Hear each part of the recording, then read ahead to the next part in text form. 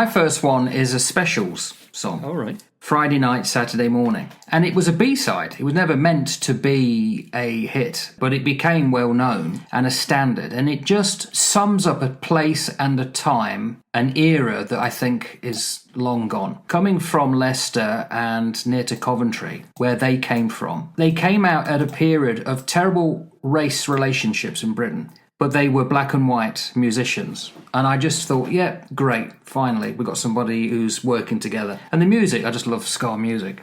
It was written by Terry Hall, and it's about a lad who literally goes out on a Friday night and he comes back Saturday morning. And we did that all the time, didn't we? Yeah.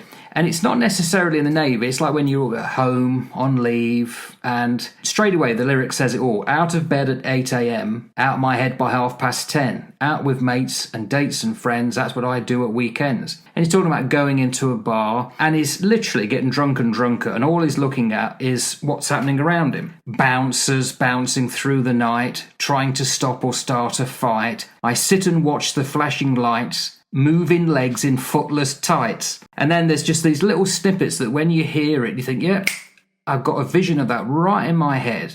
So having fun and dancing, this is the girls, a circle round their leather bags. Yeah. You remember that? Yeah. They don't do that anymore. I'm sure they don't do that anymore. And then right at the end, a bit of swearing here, it's just the sadness. He's walking home, he's hoping he gets to the fish and chip shop at 2 o'clock in the morning because he's starving, or a kebab shop or something like that. But 2 o'clock has come again. It's time to leave this paradise.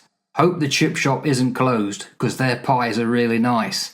I'll eat it in the taxi queue, standing in someone else's spew. I wish I had lipstick on my shirt instead of piss stains on my shoes. Typical run ashore. And typical run ashore.